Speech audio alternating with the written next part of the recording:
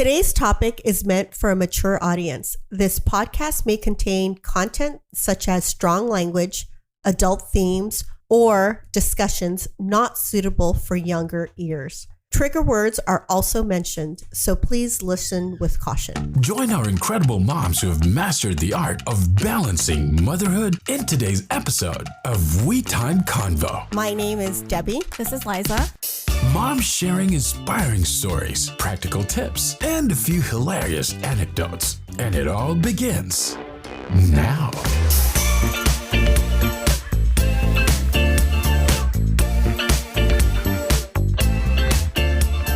Thank you for tuning into We Time Convo.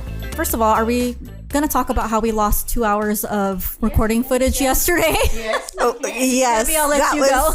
That was sad. It was a first time, but we obviously want to make this a positive experience. So it essentially, 2 hours of recording kind of gone. So we spent an hour eating baby food. Yes. Some of it was nasty. Yes. Which we'll need to obviously repeat. Yeah. So were the meats nasty? Because yes. I never liked that. That idea yes. of giving that to my kid. Yeah. Yes. And we'll just get better and better. Yeah. We're boomers here, so we're learning. So anyways, today is a special recording day. I had asked Irene if I could bring mimosas because I feel like this topic of conversation requires a little bit of intoxication on my part. I have to say the mimosas was a great addition. Yes. I had a somewhat of a rough morning, so the drink definitely is helping. So today's topic of conversation is dating in your 40s. And we have a very special guest here today. She is a friend of mine. She is a single mom. She is my unofficial, unlicensed dating coach. And we all need one of those. And she's an educator as well. So Dawn Marie is here. Yay. Hi, Dawn Marie. Welcome. Thank you for joining us. Thank you for having me. I really appreciate it. Tell us a little bit more about yourself before we get into this. A little bit more about myself. I grew up in the North Bay and I've been living down here in the South Bay for quite some time now. I have a middle schooler in 7th grade, and I am, just like everybody else, mom, sister, and friend, and just trying to figure out my roadmap for the rest of my life of what things are going to be happening and going on. Well, thank you for coming on. Thank you. I thought it would be great for all three of us to be here because we all have different dating experiences, right? I am new to dating. Dawn Marie is a little more of an experienced dater, and Debbie is a newlywed and found her forever boo. Yes, yes. So different stages. Yeah. And are you over 40, Liza? I'm 42. Oh my God. Yeah. She's so. Yeah. If you see Liza, you would never guess that she's anywhere anywhere near 40. So I didn't realize that. So if it's okay, I would like to start with my kind of dating adventure here before I drink too many mimosas and start rambling on and saying things I don't want anyone to hear. I actually have my notes here because I wanted to make sure that I get everything down. I know, I see the notes. I was like, damn. Okay. So, over a year ago, me and my partner of 18 years, we decided to separate. Transitioning from being in a pretty much domestic partnership for 17 years to all of a sudden being a single mom was a big transition, Of course, I gave myself time to process the breakup, to heal, make sure there was stability in the house for the kids, before even thinking about dating. So at the time, the custody agreement was that David would have the kids Saturday night, overnight, and then most of Sunday. So that gave me weekends free, right? Pretty much. And a lot of that time, I spent a lot of that time in my pajamas, watching Netflix, doing crossword puzzles, like doing jigsaw puzzles. Like I loved it. I loved the free time. One of my favorite things to do was sit in bed in an oversized t-shirt and my underwear with a beer in one hand and a rotisserie chicken leg on the other hand, watching Love is Blind, right?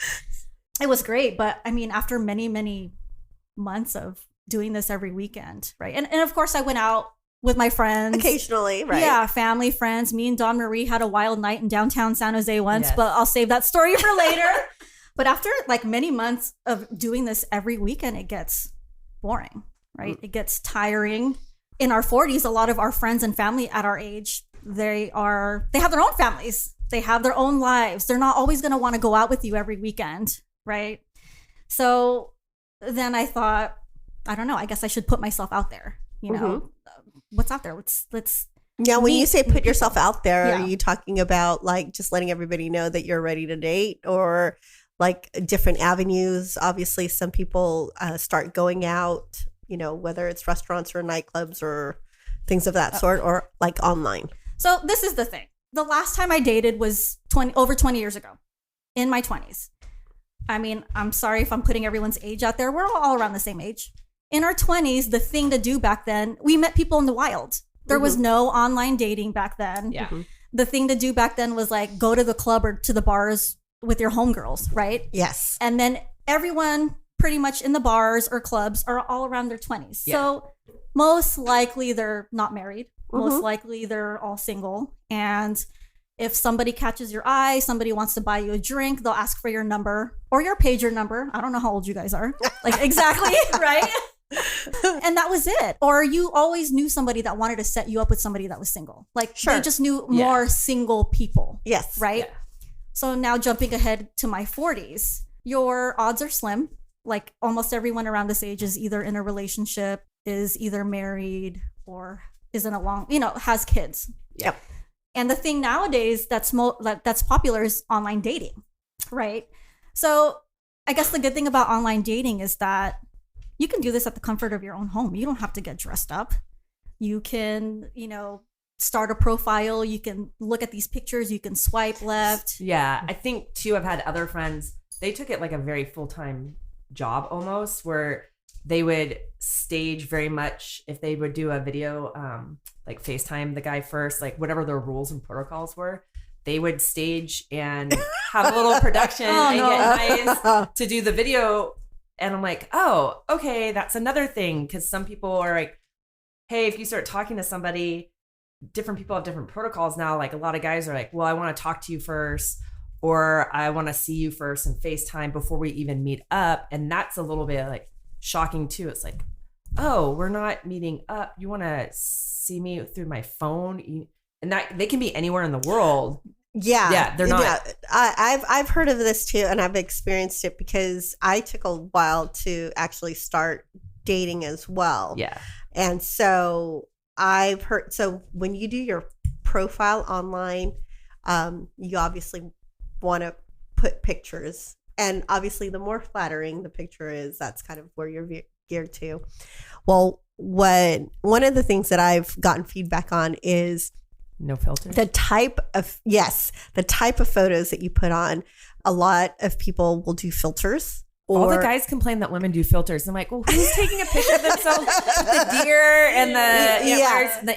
And they apparently some just like cosmetic, Yeah. right? Yeah. Like it's Like just Kim Kardashian style. Yes. But why lie at this point? Like, because I'll research a guy if we connect. I'm trying to look him up on LinkedIn, everywhere. Yeah, I'm IG, following clues on Oh, girl, I deep dive research. I pay to do a background check. Like, I'm just saying. Oh, really? Yeah, I've done a background check. Have you done that, Dunry? I've really researched the crap, and somehow I can find out information online.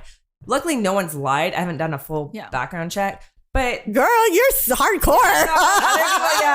That's hardcore. But we're all parents, right? The thing about dating in your 40s is like you have kids, so whoever you bring into like your life or eventually in your kid's life, like you don't know this person, and like, I don't need them lying about their finances or anything else. Like I don't want to bring trash in, and this is a very trusting environment to be online dating. You have to have, you're giving a little bit of trust because you really don't have someone vetting this person normally.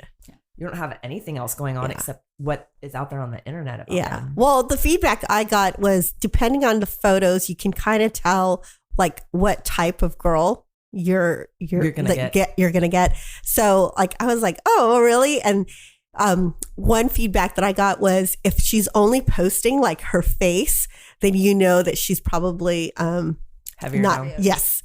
And you want the girls that have post the whole like their whole body. Yeah. I've experimented with that too to see just what would come my way.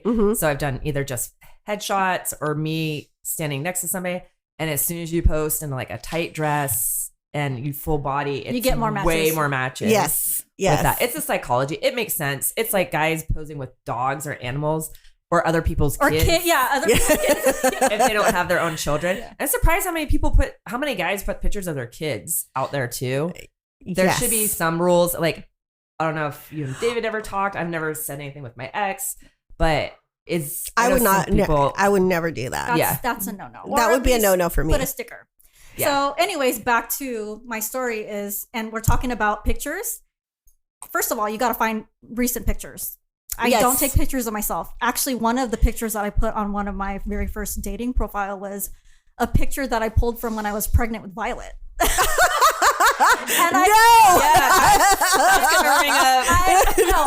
I cropped my belly because everybody's got a kink out there. But I was glowing. I was like, okay, this is a recent picture. I'm just gonna crop my stomach out. I'm gonna put it on there. Oh my god. And not even the pictures, like these stupid prompts that you have to answer. Like, what is it like dating me? Like, it's like a box of chocolates. You never know what you're like. You want to say something. Yeah, you have smart. to sell it. And smart. But then you want to kind of stand out, right? Yeah. But then you come to find out, like, some of the guys, they don't even read. They just swipe one direction to see if the woman's going to like them back. So, like, say on Bumble, when you swipe left, they swipe left on everybody, and you're just waiting for the woman to respond first. Yes. So they don't even read or really care. I've been out on a date, and the guy was walking me back to my car, and I happened not to bring up my daughter during the date just because I wanted to get to know them. And he saw my car at the time, like, oh, you have a car seat? I'm like, yeah, I said in my profile of a kid and kind of had a picture, but without really. Oh, I'm like, you really didn't look at all about that. I don't. Okay. So you got to be mindful that that's why they're all image focused. Even what you write doesn't always connect with somebody. So I'll tell you, in my 40s, when my brief moment of dating, I did do Bumble online. And at first it was overwhelming. Yeah. For somebody at my age, it was overwhelming. Oh, yeah. With just what you needed to do, the response that you were getting. And then it was a lot of work. It was like work. And at some point I was like, I don't want to do this. And like, I stopped. I like the online thing just wasn't for me. I just didn't feel that I wanted to, and I did actually meet somebody and it was fine, but there was really no connection for me. And what ended up happening was me telling him that, should I just ghost him or should I just tell him? Because he wanted another date. And either I was ghosting, don't respond, or should I just be upfront and say, hey, it was great meeting you, but I just didn't feel a connection.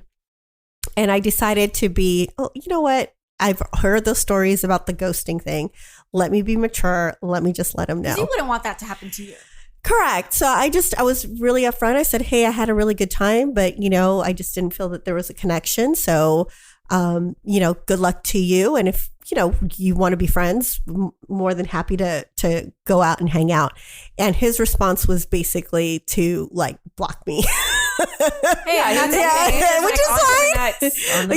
was fine. And you but dodge the bullet because you want to be with someone that's immature like that. Yeah. So, I mean, for me, the online didn't really work for me. I personally like the going out. Well, not necessarily the going out, but it was my preference just to meet somebody going out. And I think that's the hard part because the online dating makes the pool so much bigger and so more vast that you don't get to meet somebody and flirt with them on a daily basis. Like, let's say you met them at the gym or at work, where you get to have that fun, like, banter and interaction and get to like have a slow burn that turns into something more. And with online dating, I think there's so much pressure that there has to be a connection right away and it has to like spark and get going and everything else. And then you trying to be like, yeah, I tried you out. This didn't work, and be upfront and honest. That's an art form too, because no one teaches us how to turn someone else down. Like that's never discussed. In movies, it's like everybody gets together if they like each other. There's no issues whatsoever, and no one tells us how to do it respectfully, and just you have boundaries or whatever they are, and what you do and don't like and everything. So it's a little bit harder to So Liza, how long did you do the online dating before you actually met somebody? So going back to my story, but yeah, online dating, like you said, Dawn Marie, there's pros and cons. One of the pros of it is you're on a platform where you know everyone's looking for somebody, whether it be a hookup or a long-term relationship, short-term relationship, or even just a friend. So I said, what the heck? I think one of the ones that I did was Hinge. I opened up a profile on Hinge and I did the whole picture thing, my pregnancy picture, whatever. And I went into it, no expectations. I'm like, I don't even know if I'm going to get matches. I'm just going to put it out there. Mm-hmm. And I did, at one point was chatting with few different guys or men all at once. And the chatting was great. I was like, wow, like this chatting stuff is fun until one of them goes, hey, let's meet up. And I'm like, oh, like I start to get anxiety. Like, oh, wow, you want to meet up? Like, this is a whole new thing. Yeah. Yeah. And you have no idea how many times I pause and unpause my profile. Yeah. Like I've done it maybe like 10 times. Like, no, I'm not ready for this. I'm ready for this. So, I mean, I probably did that for a few weeks, but I actually did end up going on several dates with one person and a really, really great guy. But during that time while we were dating, I realized, since I went into dating blindly, I just had no expectations, just going to go with the flow kind of person. I realized while dating this guy, I have boundaries. Mm-hmm. There are things that I do want in my dating life, and there are things that I don't like. Mm-hmm. I have non-negotiables, and and I wasn't looking for anything serious. Of course, I wasn't looking to bring someone into my life. I wanted to keep that separate, but you realize like you do have wants and you do have needs. So at that time, I realized I'm not ready to put myself out there yet. I think I need to work on myself more. I was very insecure when I started dating this guy, and I put myself back into therapy, and I've been in and out of therapy for many, many years. And I just want to put out there that my therapist, shout out to Erica, she's on BetterHelp. We're not sponsored by BetterHelp at all, but I love my therapist. The thing about BetterHelp is that you can choose from so many different therapists. If there's a therapist that you don't vibe with, you can see many different profiles, and it's so affordable. And with me being such a busy mom and trying to find the time to, go out and physically go to a therapy appointment, I do my appointments during my lunchtime at work. And it's just about finding the right person. And I absolutely love my therapist, and she walked me through my insecurities and just a lot of my anxieties, my traumas, and my fears surrounding dating. So, and then she did recommend like, hey, I know that you were exclusively dating one person after your relationship. Why don't you try multi-dating? Mm-hmm. Put yourself out there, see what you want. Practice putting your boundaries out there. Practice being bold with these men, telling them, hey, I want this, I want that. See if they pick up what you put down. Mm-hmm. And I said, okay, like I'll try it. I opened up my account again. I went on, I think I did Bumble, I did Hinge. I was like, I'm just going to put myself out there. And there was one point in time where I set up 4 different dates on one weekend with 4 different guys. And this is where Dawn Marie comes into play. I remember before one of these dates, I don't even know how I did that, but I was like, I'm just going to go all in. Breakfast, lunch, dinner. Yeah, breakfast, lunch, dinner, get some free food or whatever. And I remember just my anxiety started coming back around dating. And I remember texting Dawn Marie one day before a date, and I said, girl, like, how does this even work nowadays? Am I supposed to pay for dinner? Mm-hmm. Am I supposed to let him pick up the tab? What if I don't even like this guy? What if it's awkward? What if he doesn't show up? What do I do? Right away, Dawn Marie calls me back, and she's like, take a breath. She's like, if you want to go half, what they call it, going Dutch. Yeah. If you want to go half and, and pay to make it seem like you don't owe them anything, by all means do it. She's like, but let yourself be treated every once in a while. Yep. Allow the guy to pay. Wait till he reaches out. If he reaches out, that's fine. Make yourself look pretty, get all dolled up and just have fun. And if you don't like this guy, if you feel no connection, at least you're trying a new activity with somebody. Mm-hmm. You're trying a new restaurant that you've never tried before. She's like, just don't put too much thought into it. Yeah, because I think that's the hard part with the online dating. It does make everybody think they're going to get everything that they want right then and there. And it's not that slow burn that I was talking about before of where you progress with somebody to get to know them and everything. And you do deserve to be treated nice and kind. And you you don't know until you get there what that person's going to they're going to make you feel and everything. So why not? You need a break from your everyday norm of being a caretaker to everybody else.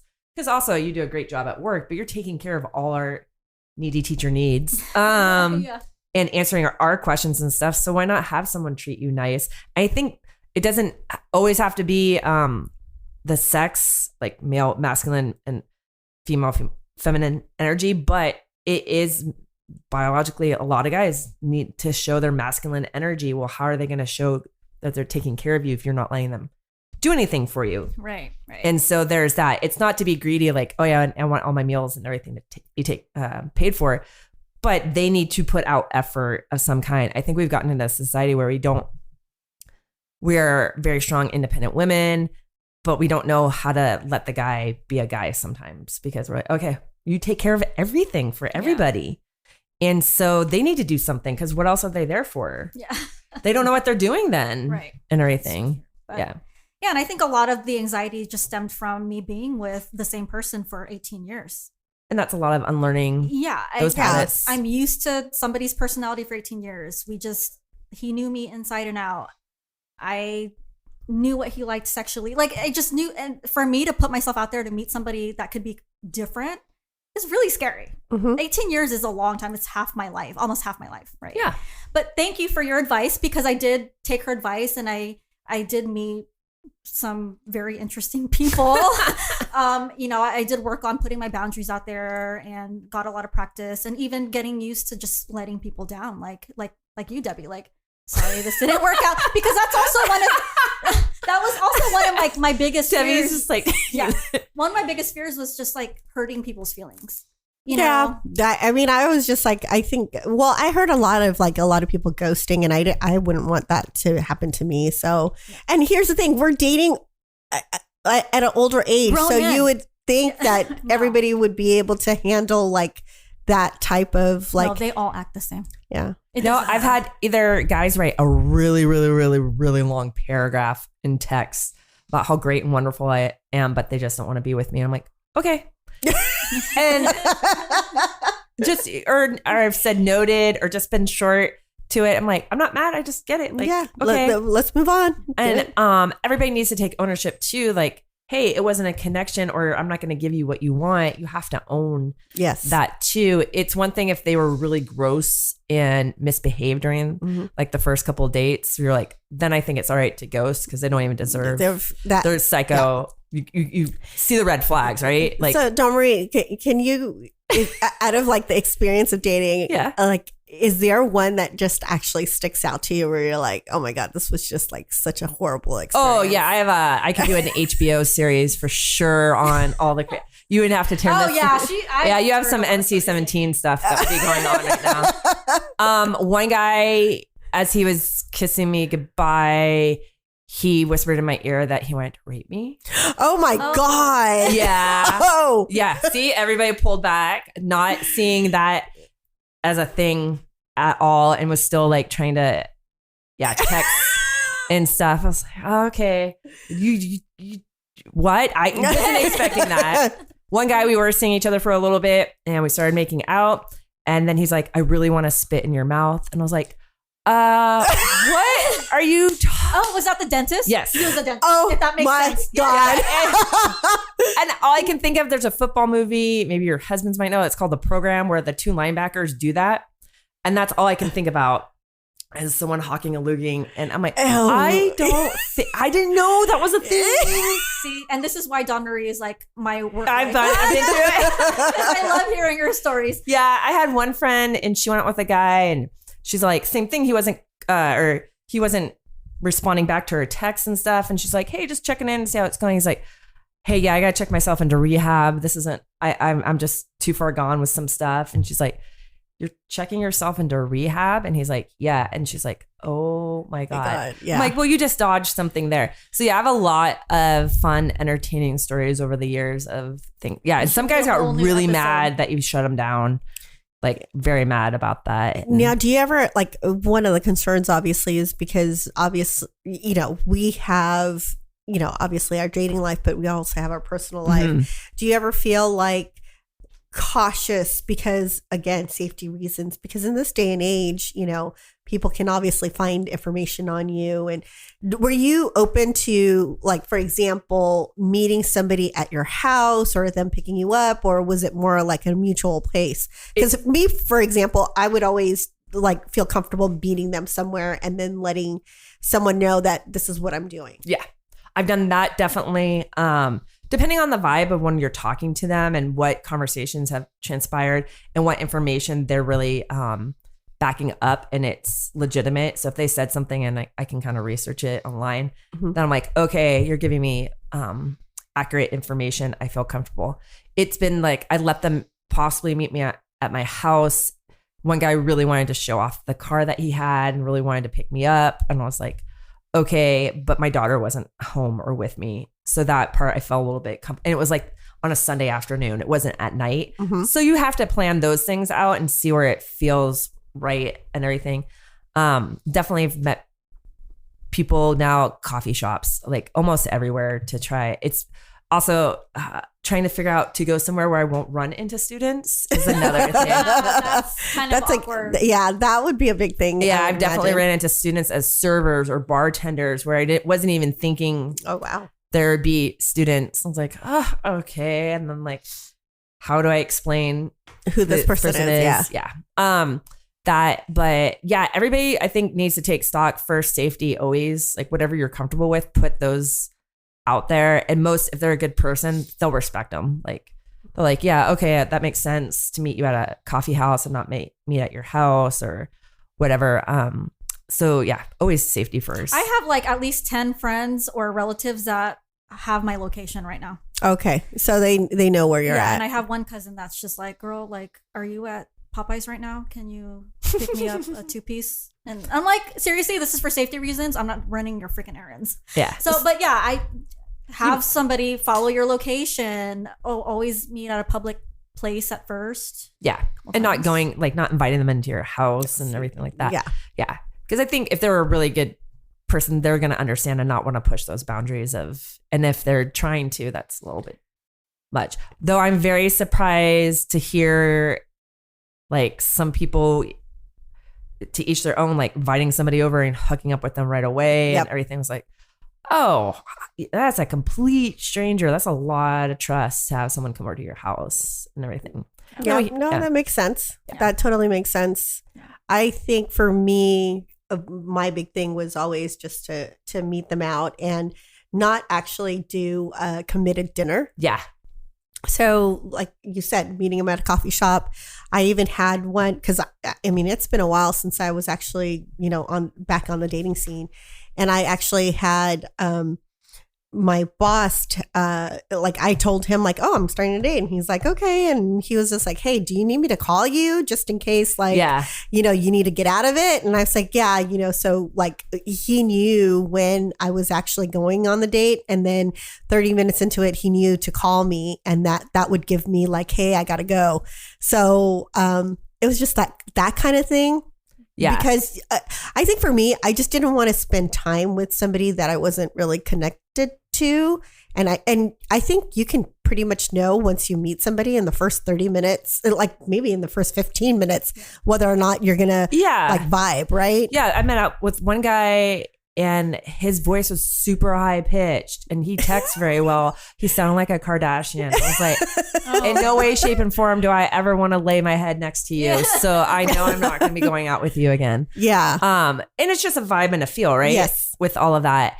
And that being even safe is I've not, if I didn't feel like the date went well, I ended it, but I would drive to a guy's friend's house. I'm like, hey, I'll bring over your beer or whatever you want. I just want to hang out to your house for an hour just to make sure no one's following you. Yeah. Oh, that's a great idea. Yeah. So not going back to your own house is another thing. Like I would go over to friends' houses and just like, that's a great idea that I didn't even think about. Yeah. Because that way no one can hopefully circle back. Like everybody can find out something if you pay for it, information on somebody. But most of these guys, I feel like they're just happy that like we were talking about earlier, sometimes they just want to vent and have someone be their therapist and they just tell you things. I'm like, oh God, you're just verbal diarrhea. You're just giving it and giving it. You're not asking us questions. So you don't really want to date. You just want a yes person maybe in your corner. But I don't want to lie and perpetuate that I want to be your yes person forever. So I don't know, like as we were on this online dating thing, there was a commonality that I saw in regards to men that were and their profiles online. So I don't know if you guys kind of saw that too, but I saw kind of a man who was essentially like had a dog picture, was like super like athletic or like outdoorsy. Yeah. And, if they did have kids, they would obviously post the picture of their kids to make them kind of more family friendly. They got a blueprint. And they just so it was like a picture with dog, a picture of me doing something like outdoorsy, and then a picture of me doing something with my kid or kids. And I saw that as a kind of a general profile for a lot of men. I fell for that. But he really was legit. So yeah, I think there's blueprints that people have put out for dating profiles of what to do to get and attract. And that's definitely it. Like picturing with a baby and a dog and all that stuff. And then definitely guys, the computer, I think that algorithms, we can't dispute, like, especially because I've been on Bumble, but there's an algorithm that they'll they'll show you certain images of guys at first, and then whatever you're swiping on, they pick up on that, and then they start feeding you more of that. Or I could guess if I paused it and went back on, the first 3 guys, like the first 2 would say no to me, but the third one would like me, and it was just a game. After a while, I figured out the algorithm, and you can manipulate it a little bit to see. Because I told my friends, like, look, swipe twice, and then the third one will like me. He's like, oh shit, yeah, that's right. I'm like, yeah, you can go off and on as much as you want. And I have to say though that looks are important. 100%. I mean, anybody who tells you that looks aren't important on this online dating, that's a bunch of B. Well, no, it's you're not. How far can we take this? You're not going to get wet down there. Yeah. And for women, it's in between the ears. And I say, like, if I'm not connecting with you between the ears and everywhere, like, you want to have, I would assume everyone wants to have a healthy sex life. Yeah. Yes. So if you're not attracted to that person, it's not going to. I mean, with online dating, you see their face. Mm-hmm. I mean, you're swiping on what they look like, obviously. So the other thing on the online dating thing for me was these guys always wanted some girl that was also like athletic and rugged. And I'm like, that is so not me. Yeah. That is so not me. And I like swiped away because I'm like, you know what? I can either play into that and like pretend I am, or I could just kind of be me and like move forward to something. But my overall experience on the online dating thing was exhausting. I did not like it. Yeah, it goes through periods. I've been doing it, so it does definitely go through periods like, I'm just drained. I don't want to. So, I mean, with me, I'm going to finish off my story. Okay. Because it's been a wild ride. But I did the multi-dating thing. I met some interesting people. I put myself out there. And you're right, Debbie. I realized I'm not equipped to multi-date. It's emotionally exhausting. Having to shave my legs and my armpits every weekend was not doing it for me. Having to repeat my life. Yeah, that's the part.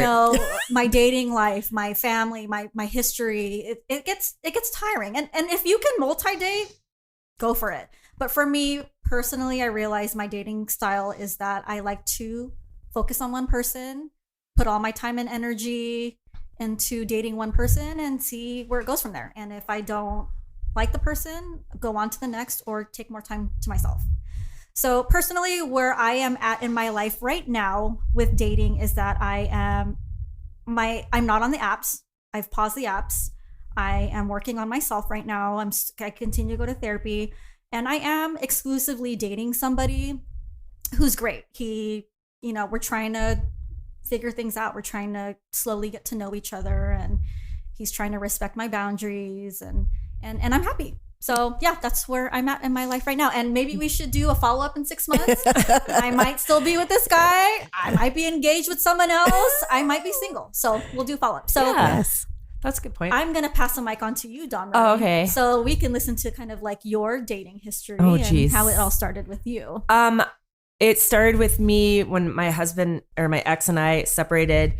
I took a year of just crying and mourning that relationship and trying to get through all that. And then one of our past school psychologists, he's like, you can go on a dating app. I was like, what?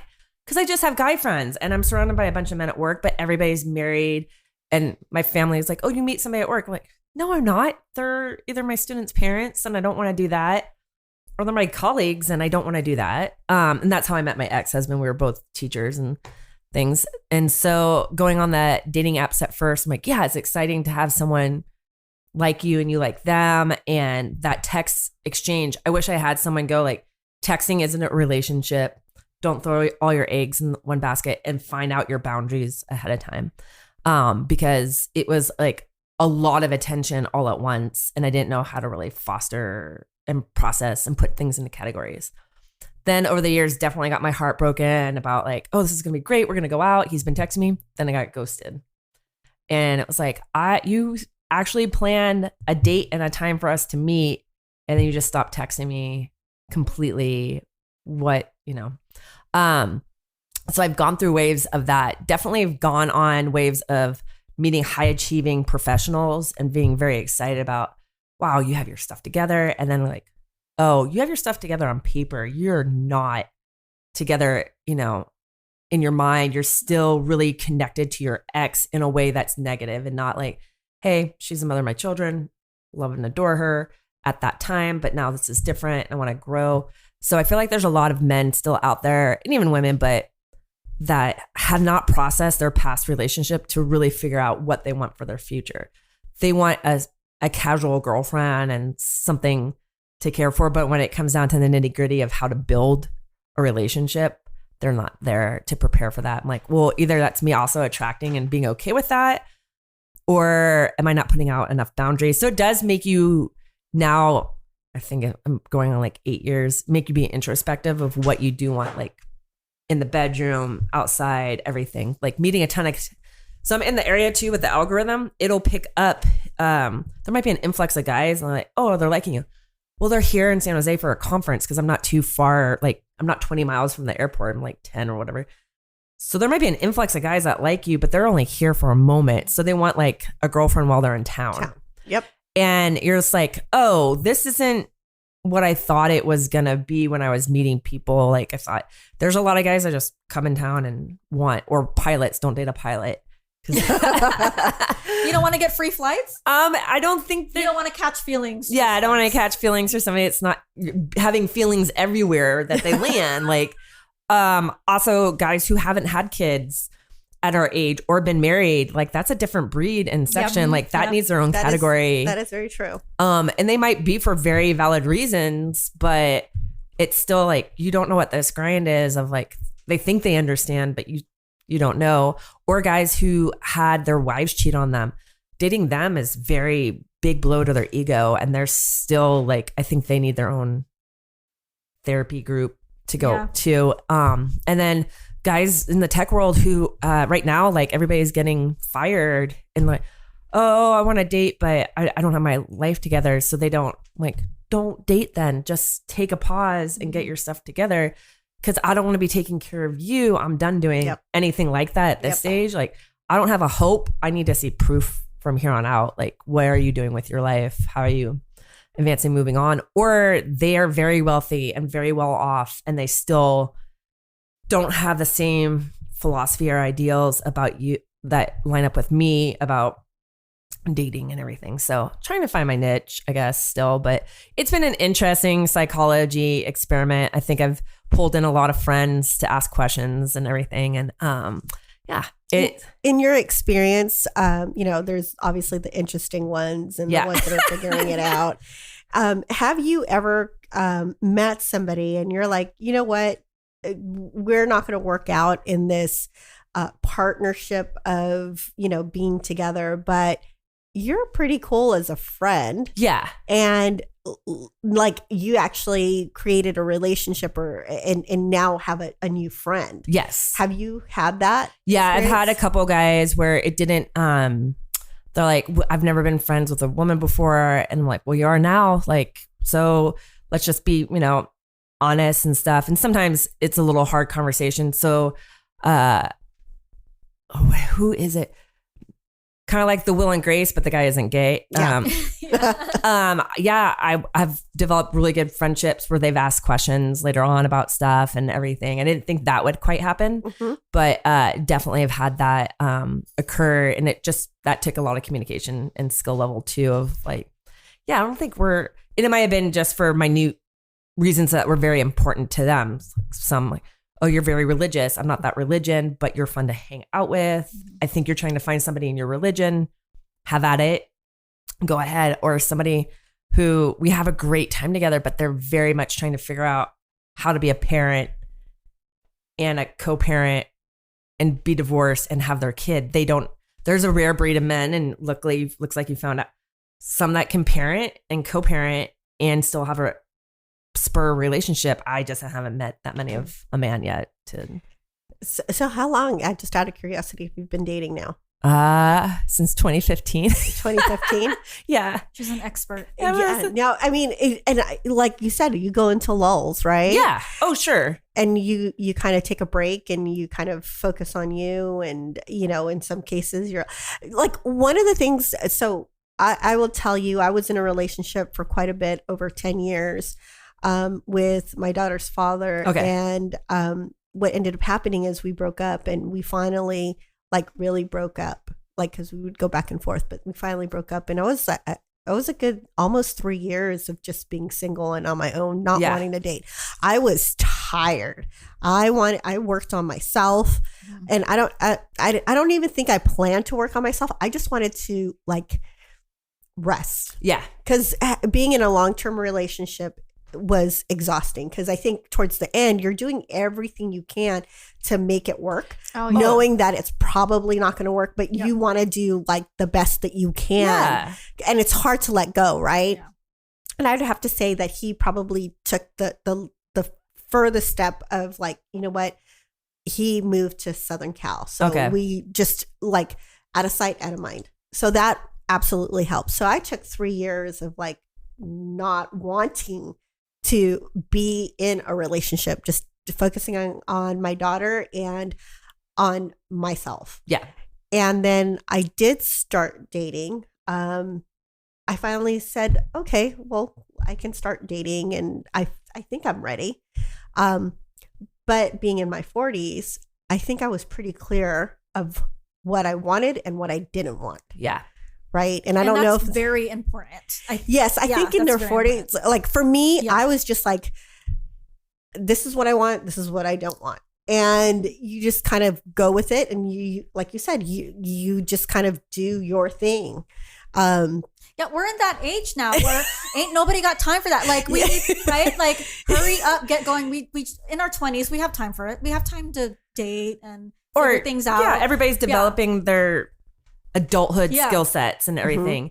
And I've definitely, like you said, I think I took some time too where I just hung out with guy friends and we went out all the time because they didn't have somebody else, but I was helping them figure it out, or we would talk about it. But it was just nice to go out and not have any strings attached. And that's what I think I missed is going out. Just have fun. Yeah, going out and just relaxing and not having to focus on being on the hunt. Yes. Yeah. So that was fun for me.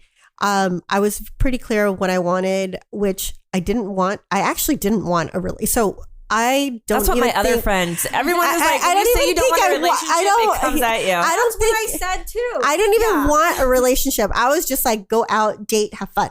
That's it.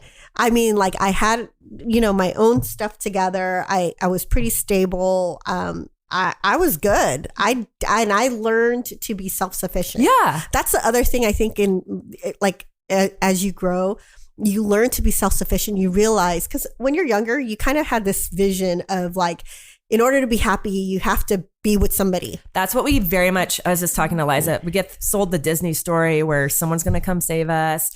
Someone's going to do everything. No one shows you what the grind is of having someone else in your life every day. And then if you have the kids in the mix, you're taking on their emotions and feelings. And no one teaches us how to be in a relationship. Yes. There's no coaching on that. Even though you might have parents that you say are together forever, no one really talks of like, hey, you know, they're going to be a jerk to you at some point because they haven't processed their childhood trauma, or they're not figuring their stuff out, or they're farting all the time and just driving you nuts, or you're both going to have lack of sleep when you have kids and you're going to be on edge. Like, it's not rainbows and butterflies 24/7. So for me, the whole dating thing was very clear to me of just going out, having fun, and just, That's you know, great. and then going back to kind of my normal regular life.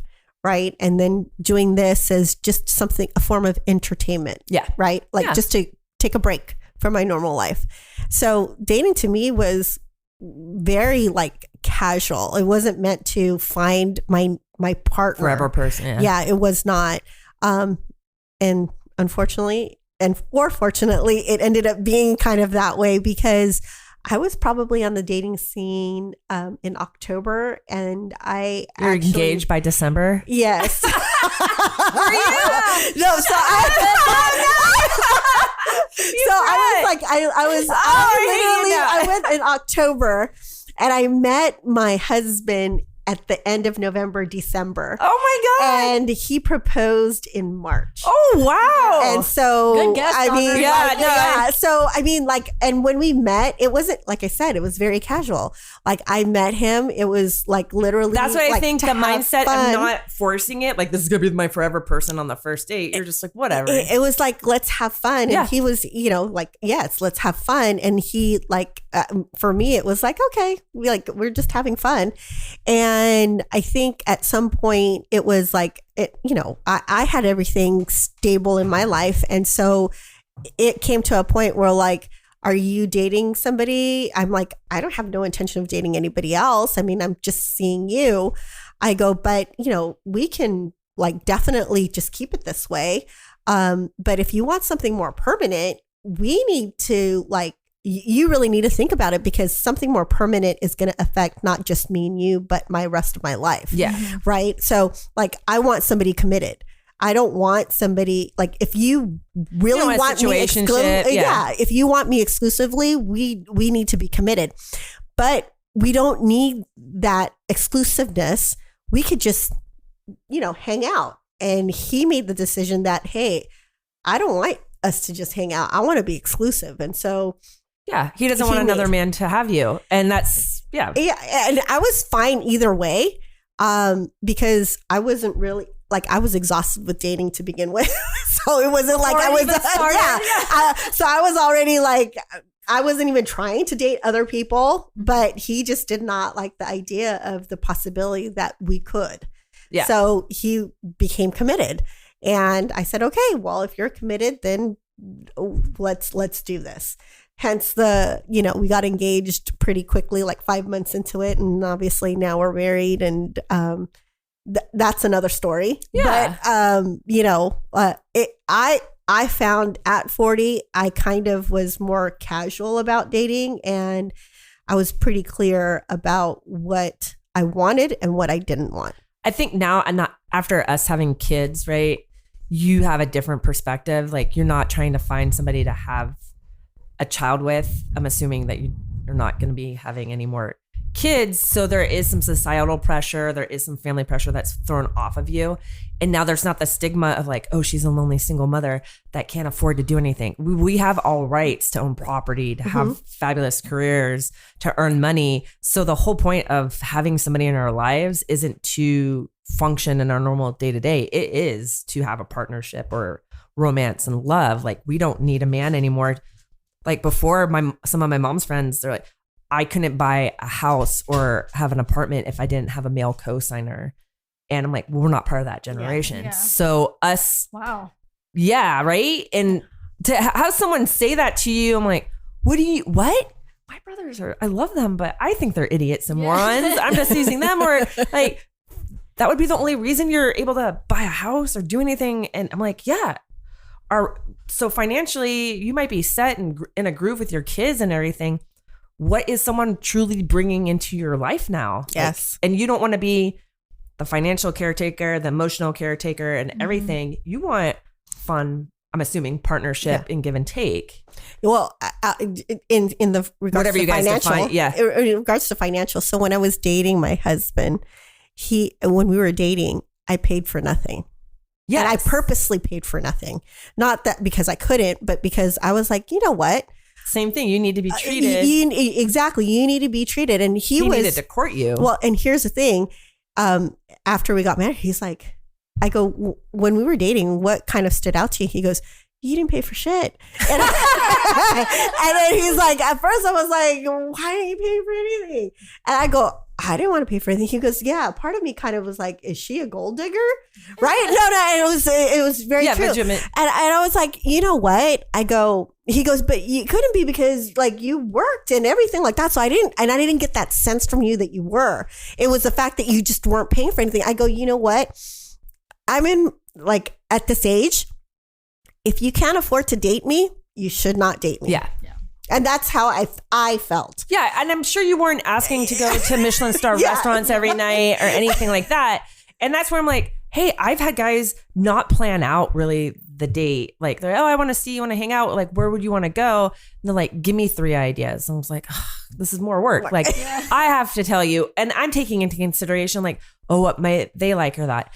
And so I've given guys like 3 recommendations. They're like, I want to go this place. I'm like, okay, did you look at the menu before we're going there? Like, no. And we get there and they're like, this place is, well, it's expensive. I gave you a wide variety of options. You didn't do the research. I gave you outs. Yes. And one of them's like, okay, I'm paying. I'm like, yeah, you're paying for this. Like, I gave you options to go plan something. You did not. So now that means a lot when someone plans something out. I'm like, okay, you can ask if I'm allergic to something. You can ask all these other questions, but don't assume that I'm going to be laying out the roadmap and doing all the heavy lifting for you. But I think that's the beauty of dating later is that you don't you don't give a crap. No. Like you don't give a crap. You're like, you know what? I'm at this age. I've done the whole thing. I know what I want and I know what I don't want. And I'm not going to apologize for it. So like in the dating scene, you're not going to apologize for it. And this is how Debbie, you're going to be. I need to get on your level. I'm just like, guys, like I'm sitting here thinking like, shit, like I need to be like Debbie. Oh, because you want to be happy, right? Like that's the whole point. You want to be happy. You want it to be fun. You don't want, because you're from the mindset still, or very much we've been trained to be like, don't push anybody. We're still establishing boundaries. And sounds like Debbie had really good mindset about it. And a lot of us were like, I just want you to like me. Mm-hmm. And I'm going to be quiet about stuff and not ask or beg or whatever. Yeah. And just assume that, okay, if you're talking to me, that's great. You're giving me all your attention, but there's more to it. There is a psychology behind dating. I mean, granted, that's why they write so many songs and have so many plays about it. And it is so hard to figure out because you're still articulating your emotions. No one teaches us how to do that either, really, to articulate what you want and to not give a damn if somebody else isn't going to meet you at that level. If they're not going to meet you at that level, you don't want them in your life. I feel like I talked very fast. My unofficial, I can take my own advice. Unofficial, unlicensed dating coach. Yeah. Because it's fun. It's fun to go out. Yes. And like I said, it's fun. Someone might have showed you a new place. Like I didn't know about this one restaurant. I was like, great. You've been here a number of times. Like that's a good experience. We had a good conversation. It might be in business connection too at some point. Yeah. But not everybody's going to be somebody you want to lay your head next to or confide in or something like that. So then now, how did that work with the kids situation? It was a little tough. Okay. It was a little tough because, me and my daughter are pretty close and she's only known her dad and she's never seen me date. Yeah. So I was very cautious of that. And I would say that my husband was very mindful. He knew how important she was to me. And so it worked out really great. I mean, she's super comfortable with him. I think initially it was just kind of, you're introducing another man into your child's life. So I took the cue from her when she was ready. And he was understanding enough that we were going to be sensitive to kind of what she was able. I do have to say her being older also made me feel comfortable. Yeah. I don't necessarily feel like I would have felt comfortable dating when she was younger, but it was very clear she was already like in junior high and she was like old enough. She was having her own life And had her own stuff that she was interested in. Yes. You weren't having to do everything with her and be her So I entertainment. feel like the timing of me dating, taking the break for the 3 years, and then the timing of it really worked out. And like I said, you know, I was in a really good space. So when I went into dating, it was very clear to me, like, this is going to be for fun. Yeah. It wasn't meant to find another partner. It was really just to have fun. And I was very clear on like what I wanted and what I didn't want. And I wasn't going to apologize for it. Yeah. I think that's the thing as women, we're not trained. We're not given that key of not giving. I say 0 fucks. 0 fucks. You can edit that part out. But guys are trained to give 0 fucks about stuff all the time. Like even in business, more men lie about the skills that they have on a resume Than a woman. And women are like, no, I don't. If They actually play it down. yeah, they play down, or they're like, don't even reach a little bit. I was like, I'm around a bunch of freshman boys. They tell me their stats all the time Yeah. about everything. The girls do not talk about their stats. That's not how they boast and talk about themselves. But men are very much trained to talk about themselves and like, this is what I want, this is what I need, da da da. And we're not trained there. So to change that. And I also think there was the Millionaire's Mom's Millionaire Guide or something. I forget the title of the book. And she talked about being single and dating. She has sons to see them, what a healthy dating life would look like. I'm like, yeah, that is important for me to find somebody who is treating me well, that my daughter can see like, this is how someone's supposed to treat you. And you just don't, if you don't like something, you can say, yep, that's not for me and change it or whatever, and not just be with somebody to be with somebody. Yep. That's very important. I don't know. For me, I think dating older in my 40s is a lot more fun than when I was younger. Well, yeah, because now you've got a lot of that. Now you don't give an F. Yes, Yeah. exactly. Yeah. Although I think some of the challenges, and it was clear, is obviously I'm in that older category. So like these men are obviously also have the pull of younger. But me, I didn't really concern myself with that because it was definitely up to you what your preferences were. Yeah. So that never bothered me. No, I think Being older. there's something for everybody. Like, Yeah. and like how we were joking about Liza looking so much younger than she actually is. We're stuck in an era where we look all really good for our age, so we can slide around. It's not like, how I say it, the Golden Girls, that show, they were in their 50s maybe. I'm like, they're in their 50s. I thought they were way older. Yes. They were? Yeah. No, thank you. Yeah. And I'm like, oh, well, I'm not like that. And we have those, I think sometimes we joke around about, my friends and I, about those images. And I'm like, oh, we look really great for age where we can kind of slide here and there. Because I'll tell you, when I was doing my profile, I was like, shit, I'm putting 46 on here. That's old. Like, But you look so, Yeah. like, I wouldn't say You that. look good, Debbie. Yeah, thank you. But I mean, I was like, oh, because they give you a range of women. Yeah, yeah. And then at first I was like, oh, you know what? I can pass for 36. So I'm going to put 36. And then you know what? I thought about it and I was like, you know what? I'm not going to do that. And I actually had to call their tech support in order to change it. No, I'm not kidding you. Because originally I was like, I can't. I was like, you know what? I'm 36. I don't want to put 46 because I kind of felt that was a kind of old. Like nobody's gonna want me, right? And I was like, you know what? I'm not gonna do it. But when I went to go try to change it, you can't. So You can't change your name. You can't change. so I literally had to call tech support and put a ticket in order for them to actually change it back to 46. Because I told myself, you know what? I'm not going to start this dating scene lying. Yeah, that's the part where, that's where my friends were trying to at first. They're like, okay, don't put anything about that you have a kid down. You know, let that burn a little bit. Because I was a little bit younger, right? In my mid 30s. I was like, because I was the first one of my friend group to be divorced and everything. Like, how do I bring up I have a kid? Like, that was very hard and challenging for me because I didn't have anybody to really bounce those ideas off of and everything. And come to find out, like everybody if they want to be with you, they're very cool about it. Like they are understanding, or sometimes they're like, well, when are you free? And like, that's another hard question to answer. I'm like, well, this is my custody schedule. And, and they're like, and I'm like, look, at the time I had relatives that lived really close by and they love babysitting my daughter. So every once in a while I was like, do you want to watch my kids? They're like, yeah, we totally do. So I could go out a little bit more. And then they moved away and they were like, well, how's your dating life? And one of them was like, I'm pretty sure it's crappy because you don't have any like true downtime. It's like, yeah, I have to pay for a babysitter to go out. And matching your adult schedule with somebody else is very complicated. Yes, because they might have responsibilities like their kids. So there was one guy, he's like, oh, it looks like we have opposite weekends. Would you be willing still to date? And I was like, oh God, that's a lot to put on me. Come to find out, like, you're not really my type. So that worked out a little bit better. But I knew one woman, her and her ex did have the opposite. I'm not her ex. Her and her boyfriend had the opposite schedules, but they just had kids all the time. So they never had time away without the kids. And I'm like trying to explain that to your married friends about like, hey, you might have to give and take about certain things on your list because you're just trying to find somebody whose hours match yours. It's not in your 20s when you're all like, no other responsibilities except work and trying that grind.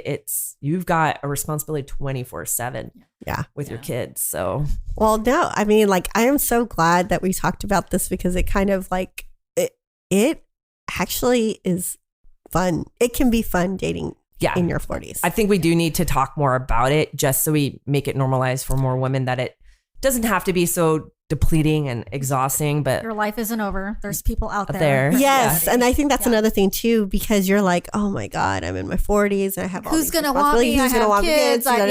No, I was super surprised that the majority of people have obviously got their own, stuff to deal with.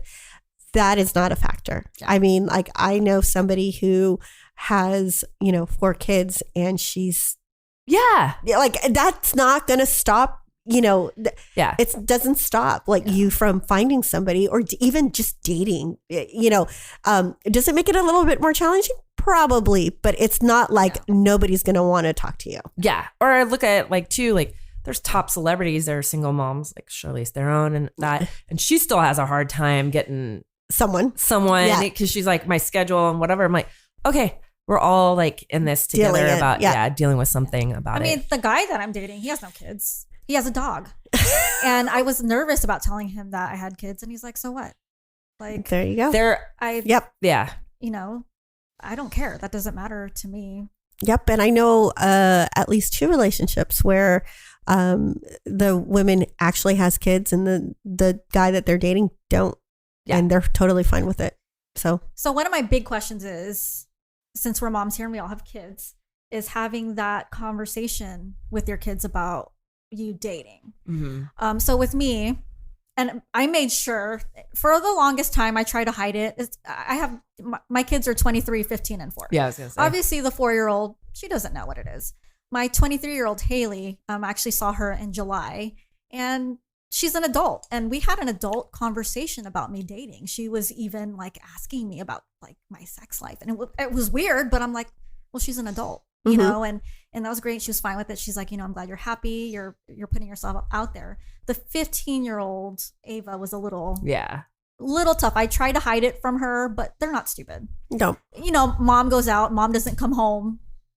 Yep. Yeah. Yep. There's something going on. They know. Yeah. They know your schedule. Yeah. And so I made sure before I even did this podcast, like, I'm going to sit down and have that conversation with Ava and like, hey, I'm dating. How do you feel about it?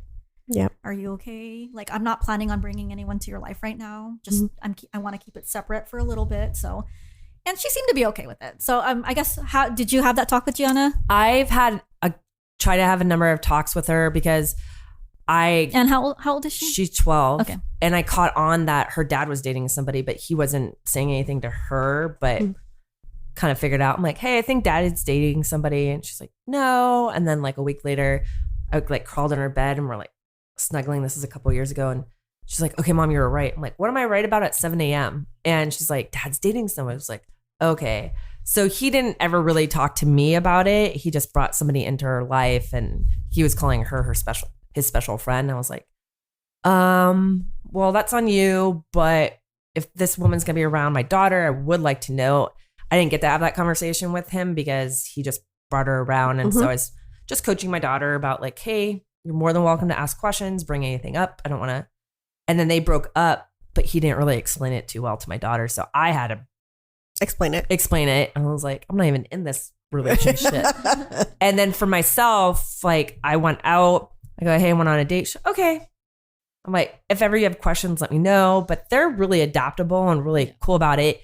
I've definitely had guys that have run into like out on the street, like say for a farmer's market or something. And when she was a lot smaller and she didn't really realize that we were dating or anything because it was still new. I'm like, well, I haven't brought you into the house to sit down and like have a meal or anything like that. So she's been very cool and chill about it until there's somebody serious. And why am I going to harp on it so much? Yeah. But I want her to know, like, I do go out and meet people and have a life outside. You have your mom time. Yeah. How about you, Debbie? And I could tell you Vanessa did not like it.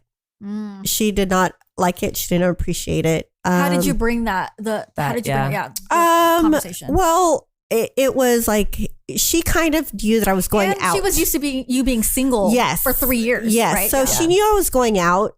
She knew I was going out. She knew I was coming home late. And obviously that's not the norm of what my normal my schedule. So she already knew something was up. And I think what ended up happening was we didn't necessarily talk about it, but she knew I was going out dating and having fun. And I don't necessarily just think it was dating. It was just more like mom's going out. She's having her time. When me and my husband started getting more serious,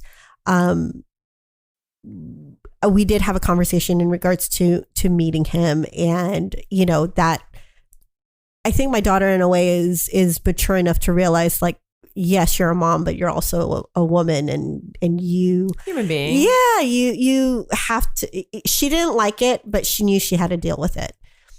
Because I think she's mature enough to realize that there's many different roles I play, and one just kind of there's that me time. So she just, I think in just general, she just accepted it. But I think I'm just aware that it wasn't her. If it was me and her forever, she would just be totally happy with that. Yeah. But she understands. Yeah. I think she understands and she deals with it too. So compromise. Yeah. So I have one more question for you guys, and I just want your opinion on, because, you know, back in the days, you're either somebody's girlfriend or you're not. So nowadays we have labels, right? There's very gray areas. There's friends with benefits, there's situationship, there is courting/dating, and then there's relationship. So Dawn-Marie, tell me what you think all four of those mean. I think right now there's a spectrum of emotional involvement with somebody that's what all those mean. And so there is people, it seems, if you are both on the same page and have discussed, any of those are viable options for anybody. So if you want to be in a situationship. So what is a situationship? Situationship would be maybe you really haven't talked about your roles, but you're dating and maybe having a sexual relationship, but you are kind of hopeful that they want more, but you have no idea. Like you're both not there yet to put it out of what you want out of this. Friends with benefits is a mutual. Yeah, they're just. So do you date when you have friends with benefits? Like, what do you think about that, Debbie? Like, what do you think? Like, do you go out on dates if you have a friends with benefits, or is it just like somebody else? Yeah, like you have a friends with benefits and then you're dating somebody else. If you have a friends, like somebody that you are friends with benefits with, are there any boundaries like with that? Are you in just, an open polyamorous? Everybody's in the open non-monogamous relationship. Are you going out on dates? The way I look at it is, and I think again it goes back to being older, is that you can do whatever you want. If we didn't have that conversation of being exclusive, there is no expectations. Like that's how I look at it. Like we're dating. Yeah. If you decide to date or call or whatever, that's up to you. Until we have that conversation of like being exclusive, there should, in my mind, should be no expectations that you're only seeing me. No. And if you feel like you should be exclusive or you are being exclusive, then I think it's mindful for you to bring it up and just confirm it. Yeah. Right. I think that's like for me, how I would tackle it, because, you know, like we're all mature adults. So like, let's have that adult conversation. Yeah. Yeah. And I think it's all right. I call it a check-in with everybody. Like, okay, I'm going to check in with you, just see where you're at. Because your opinions and feelings might change or over a couple months and the time and things to see. So it's just like a check-in, even though you've agreed upon whatever it might have changed. So to see that too, but there are so many variables now because of the online dating, and there's so many people that bluntly ask for what they want. You just really need to make sure you have your head wrapped around about what you want and stuff, and not to get hooked in the drama in the story in your own head about what's actually happening. Right. Yeah. My last thoughts on dating in your 40s. I think it can be great. Don't be afraid. Do what it feels good to you. Yeah. And take it from there. I mean, like, we're all adults. Like, you should take that as an opportunity. Yeah. I mean, like, I think as you get older, you don't have time to play games. Right. So that's the part that like I want to cut out, is not playing games. Yeah. My advice, is know your boundaries, have your non-negotiables. Don't be afraid to put it out there, and it's okay to have boundaries. Yep. Oh yeah. It's for okay sure. to put it out there. And so I have my last question for you, Dawn Marie, is where are you at now in your dating life? Okay. And what is your advice? I'm at the point in my dating life where I'm pretty happy about seeing somebody right now, and we're having very good conversations. I can't tell you where it's going to take me in a month, 2 months or anything, but I'm happy getting to know somebody. And I've reflected on with other people in the past, and now I might have conversations with people I've dated in the past a little bit to gain some more insight about myself. But I kind of word it as the term, like, it's kind of weird to have a boyfriend and be this age, so I'm like, well, what do I want? I really want a passionate lover. That doesn't mean something just in the bedroom, but somebody, we have busy lives. I can't say I want you in my house 24/7 being with me, because now I've been alone for so long. I don't know what that would look like anymore. And I don't want to give over my personality to just serve you. Sort of like a lover, like very passionate, going out, doing things, relationship. And what advice I would give? I would say really hone in on yourself and your personality, and really figure out what you do want and how to enhance you. So if you're like, hey, I want to sit in bed and have chicken and a beer and find a guy, have at it. If you're like, hey, I need to get dolled up because that's going to make me feel good, and go out and flirt, go flirt. If that's all you want, go do that. Yes. Yeah. And if you want to just go out and have a drink and make out with somebody, do that. Yes. Because you're all at different levels of need and want, and we're all very much givers. And like I said, we're moms. We have tabs open all the time. Even though we're sitting here, we're probably thinking about what our kids are doing, what we have to do later. And the guys are central focus about their pleasure and their happiness. We need to take a page from them and just like 100%. What's going to make me happy? And no longer be like, I'm not going to be the caretaker. Because like, other thing too, we're all getting older. So my part is like, okay, well, do I want to be taking care of somebody who's never taken care of their health? Like, I got to think about that too, because that's the next stage of life here a little bit. We're having fun, but as we see with our parents and stuff, like, I'm not trying to push you in a wheelchair in 10 not years. the next. So if you're somebody who doesn't even take care of your health and well-being, like, do I want to be with you either? Like, so yeah. Well, thank you so much for joining us. Very nice meeting all of you. Great I feel like we could episode. talk about this forever. It's You such guys a good. you ladies have very good questions. Thank you, Dawn Marie. Oh, Thank you. anytime. But yeah, let's do a follow-up episode in 6 months. Yes. Yeah, that would be fun. Maybe I'll have a ring on my finger. I don't know. Maybe I'll be pregnant. I don't know. Who knows? We'll be going to Hawaii for a wedding. There we go. Well, thank you. Thank you very much.